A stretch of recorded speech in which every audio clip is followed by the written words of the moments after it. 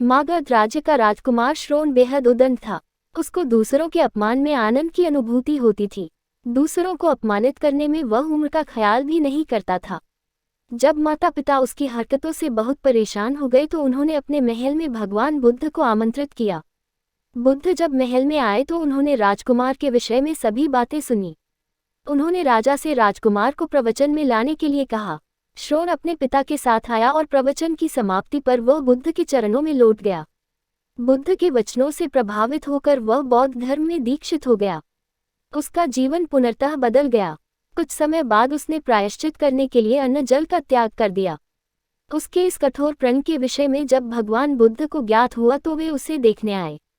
उन्होंने स्नेहपूर्वक उसके मस्तक पर हाथ रखा और बोले, श्रोण, अन्न जल के त्याग के चलते तुम्हारा स्वास्थ्य गिरता जा रहा है। तुम संगीत के जानकार हो, अतः उससे जुड़े मेरे एक प्रश्न का उत्तर दो। क्या वीणा के तार ढीले करने पर उससे स्वर लहरी फूटती है? श्रोण ने जवाब दिया, नहीं भगवान। बुद्ध ने पुनः प्रश्न किया, तब तो तारों को खूब कसना पड़ता होगा। श्रोण बोला, नहीं, अधिक कसने से तार टूट सकते हैं। तब तथागत बोले, वीणा से मधुर संगीत निकालने के लिए उसके तारों को न तो अधिक ढीला रखना चाहिए और न ही अधिक कसना चाहिए। इसी प्रकार हमारा जीवन भी एक वीणा की तरह ही है, जिसे भली भांति चलाने के लिए सभी वस्तुओं का पूर्ण त्याग उचित नहीं है। श्रोण ने कठोर प्रतिज्ञा से मुक्ति ले ली और सहज जीवन जीने लगा।